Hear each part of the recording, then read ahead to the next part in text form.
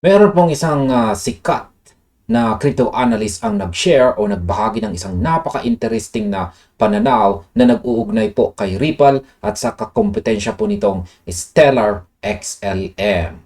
Merong isang video interview kasi ngayon na kumakalat kung saan nagsalita ang mismong CEO ng Stellar na si Denell Dixon.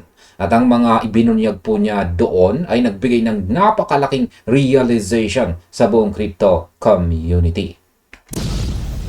Sabi po sa ating title ng ating balita dito mula kay Times Tabloid ay Pundit to XRP Holders. Have you watched this video? Here's what Stellar or XLM CEO says. Yan. Ang main point po ng analyst na ito ay isang seryosong tanong para sa lahat ng XRP holders. Kung ang ibang malalaking blockchain projects ay kayang magtago ng dambuhalang partnership sa loob ng maraming taon nang walang kaalam-alam ang publiko, ano pa kaya ang Ripple? Ano-ano? Ano-anong mga dambuhalang bangko o financial institutions ang kasalukuyan ng nagpapatakbo ng kanilang system gamit ang XRP Ledger behind closed doors nang hindi natin nalalaman? Kaya sa video na ito ay pag-uusapan po natin ang buong kwento sa likod ng Stellar interview na ito. Ang koneksyon nito sa DTCC at kung bakit ang impormasyong ito ay isang napakalaking signal para sa future ng Ripple at ng buong digital asset space. At ayan, simulan po natin sa Stellar at ang DTC revelation. Kaya yan po yung naging yung video na kumala. Kaya ito po ang pinaka-core ng balita. Sa isang recent post ng isang kilalang crypto analyst ay binigyang diin po niya ang naging pahayag ng CEO ng Stellar na si Denell Dixon. Yan, siya po itong nasa gitna. Ayon sa kanya, ang Stellar ay matagal nang nakikipagtulungan sa Depository Trust and Clearing Corporation o mas kilala po natin bilang DTCC.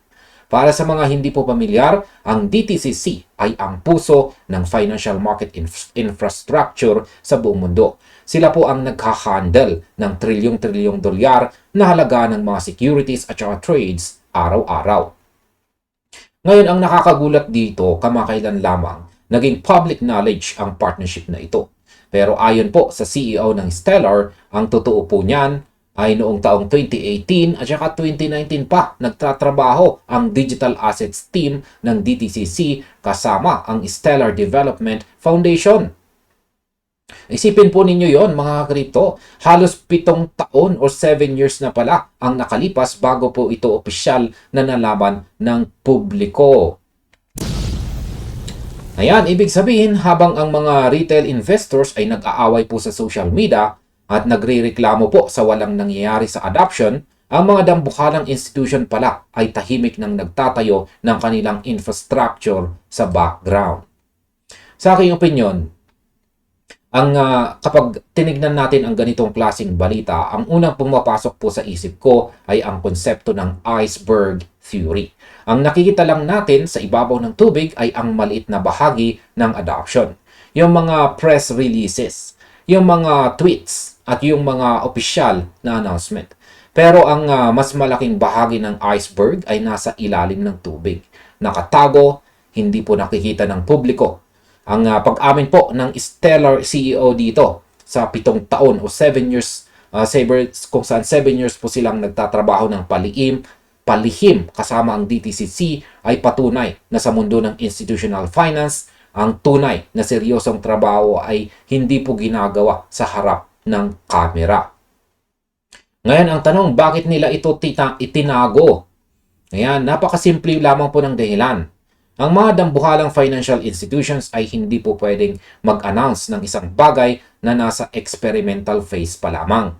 Kailangan muna nilang masigurado na ang system ay 100% safe, compliant at handa po sa kahit anong regulatory hurdle bago po sila gumawa ng public statement. Kaya para sa akin, kung nagawa ito po ng Stellar, napakalaki ng posibilidad na ganito rin ang ginagawa ng Ripple. Alam naman nating lahat na pagdating po sa compliance at pakikipag-usap sa mga bangko, ang Ripple ang itinuturing na gold standard. Ang pananahimik po ng Ripple sa ilang mga aspeto ay hindi po nangangahulugan na walang nangyayari, kundi baka kasalukuyan pa lang nilang niluluto ang susunod na dambuhalang announcement. Ayan. Ngayon ay pag-usapan naman po natin ang tungkol sa protocol level compliance. Ayan. Pumasok naman po tayo sa mas malalim na detalye ng interview ng Stellar CEO. Ipinaliwanag po niya kung bakit pinili ng DTCC na makipagtulungan sa kanila. Highlight lang natin yan. Ayan. Ang focus ng kanilang collaboration simula pa noong taong 2018 ay ang pagbuo ng mga institutional grade features na nakabaon mismo sa core protocol ng network. Kasama rito ang mga compliance functions tulad po ng clawback, clawback, asset freeze mechanism at mga advanced privacy features. Ayan, highlight po natin. Ayan. Dahil ang mga tools na ito ay binuo sa mismong protocol level, hindi na kailangan ng mga malalaking institution na gumawa pa ng mga custom smart contracts para lang sumunod sa mga komplikadong regulasyon ng gobyerno. Binigyang diin din ng CEO na ang desisyon ng DTCC na gumamit ng isang open public blockchain network ay isang napakalaking hakbang para sa buong industriya. Dahil pinatutunayan nito na ang disenyo po ng network mula pa sa simula ay para talaga sa enterprise at saka institutional use cases. Sa aking opinyon ay napaka-importante po ng parting ito dahil tinuturo nito ang pagkakaiba ng retail crypto sa institutional crypto. Tayong mga retail traders, madalas po nating gustuhin ang total decentralization at kawalan ng control mula sa mga regulators. Pero para sa mga institution tulad po ng DTCC, hindi pwedeng walang control. Kailangan nila ng clawback mechanisms, kailangan nila ng kakayahan na mag-freeze ng assets kung may naganap na fraud, at kailangan po nila ng privacy para sa kanilang mga kliyente. Ang katotohanan po na ang mga features na ito ay binuo 7 taon, 7 years na ang nakalipas ay nagpapakita na ang direksyon ng crypto industry patungo po sa institutional adoption ay matagal nang nakaplano. At kung titingnan po natin ang Ripple at ang XRP Ledger, alam po natin na mayroon din silang mga katulad na features. Ang XRP Ledger ay may built-in compliance tool na kayang mag-cater sa mga pangangailangan ng central banks at saka commercial banks. Kaya ang pananaw ko po rito, ang ginawang hakbang ng DTCC kasama po ang Stellar ay parang isang blueprint. Ipinapakita po nito sa atin na ang mga regulators at ang mga traditional na finance ay unti-unti nang niyayakap ang public ledger system. At sino ang pinakapundasyon pagdating po sa cross-border settlements? Siyempre, walang iba kundi ang Ripple. Ngayon, meron po tayong katanungan. Bakit blockchain tech ang nagpapalakad sa market? Patuloy po na ipinagtanggol ng Stellar CEO ang kanilang teknolohiya sa interview. Sinabi niya na sa huli, pinipili ng mga institution ang isang blockchain network batay po sa lakas, tibay at reliability ng technology stack nito. Ang kanilang technology ay ilang taon nang dumaan sa matinding testing at development para masiguradong kaya nitong magsilbi sa mga enterprise users na may milyong-milyong transactions bawat segundo. Para magbigay ng halimbawa, binanggit po niya ang financial services giant na Franklin Templeton.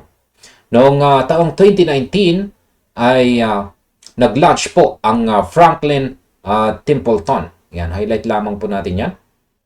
Nag-launch po ang Franklin Templeton ng isang money market fund sa Stellar Network. Ang nakakagulat po dito, ayon sa CEO, pinili ng kumpanya ang Stellar dahil lamang sa technical capabilities nito at hindi dahil sa direktang pakikipag-ugnayan o partnership sa Stellar Development Foundation. Ibig pong sabihin, tiningnan lang ng Franklin Templeton ang code. Nakita nilang matibay ang technology at direkta na silang nagtayo ng project dito nang walang ingay. Sa aking opinyon, ito ang isa sa pinakamahalagang aral sa interview na ito. Ang mga totoong dambuhala dito sa mundo ng finance, ang mga kumpanyang may hawak ng bilyon o trilyong dolyar ay hindi po tumitingin sa marketing hype.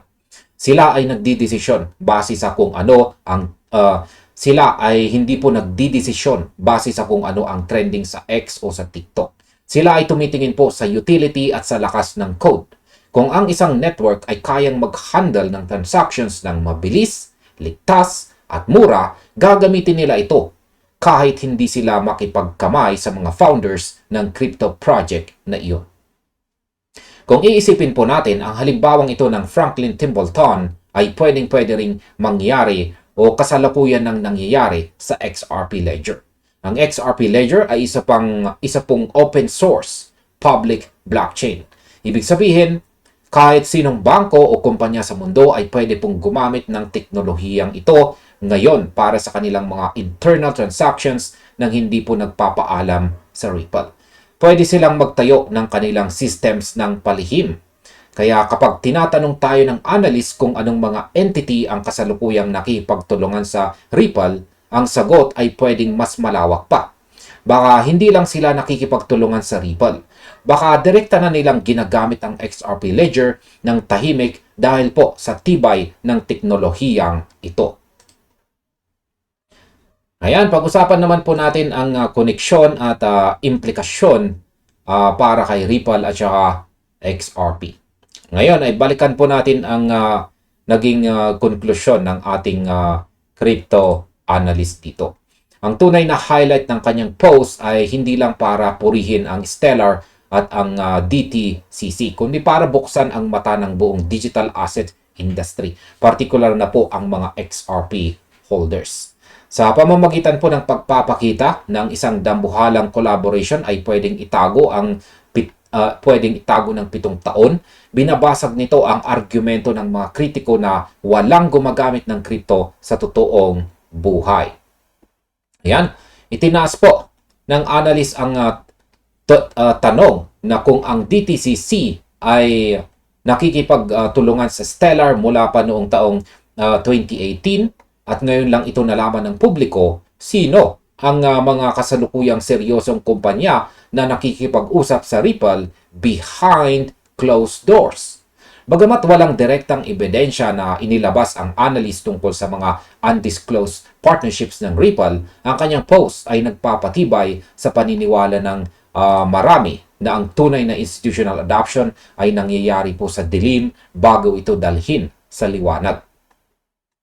Sa aking opinyon, gusto ko pong mag-focus tayo sa mas malawak na pananaw. Isipin po ninyo ang sitwasyon ng Ripple sa mga nakaraang taon. Sila ay dumaan sa napakahabang laban sa batas, partikular na sa SEC. Sa kabila ng matinding pressure na iyon, ang Ripple ay patuloy na lumalaki sa labas ng United States. Nagkaroon po sila ng partnership sa mga central banks para sa mga CBDC o central bank digital currencies. At patuloy po ang kanilang pag-unlad or development. Kung ang isang kumpanya tulad po ng Stellar na hindi naman dumaan sa ganoong katinding regulatory scrutiny ay nagawang magtago ng partnership sa DTCC ng 7 taon, 7 years, isipin ninyo na lang ang Ripple na kailangang maging mas maingat dahil sa kanilang legal standard. Kaya ang pananaw ko rito, ang Ripple ay may mga tinatagong alas na hindi pa nila pwedeng ilabas sa ngayon. Ang bawat piraso ng puzzle ay unti-unti nang nabubuo ngayong taong 2026. Ang mga bangko ay nangangailangan ng mabilis na settlement asset at si XRP ang pinaka-kwalipikadong asset para sa trabahong ito.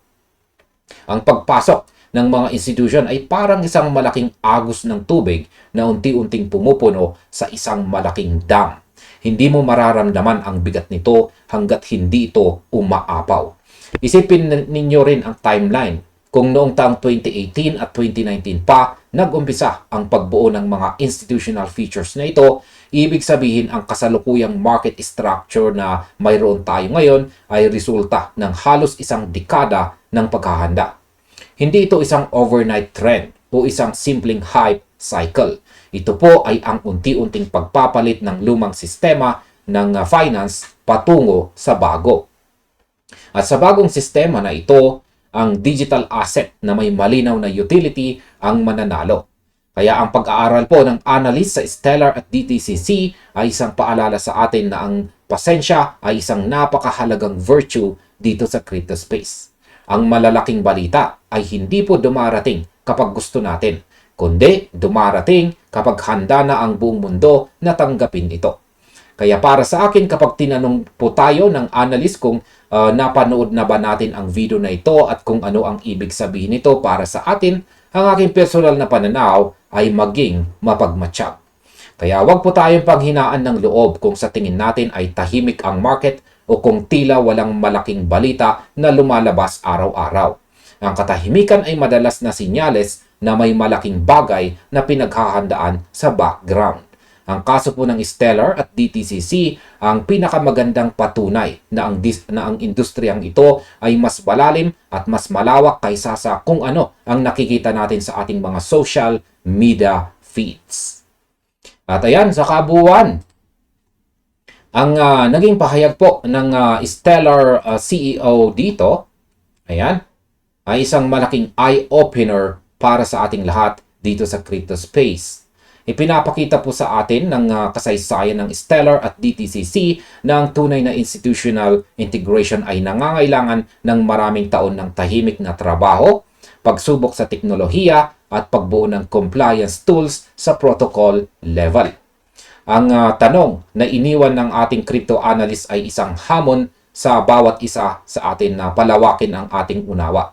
Ang Ripple ay maaring may sarili ring mga lihim na pakikipagtulungan sa mga dambuhalang financial entities na kasalukuyan pang niluluto at hihintayin na lang ang tamang panahon para i-announce sa buong mundo. Kaya manatili po tayong disiplinado sa ating pagsusuri, huwag magpadala sa panandaliang emosyon o sa ingay ng market at tandaan po natin na ang tunay na halaga ng isang technology ay makikita po sa tibay at utility nito sa totoong buhay. At hanggang dito na lamang po tayo sa video na ito mga ka-crypto. Marami pong salamat sa panonood at maaaring panoorin na rin po ninyo ang recommended video natin dito.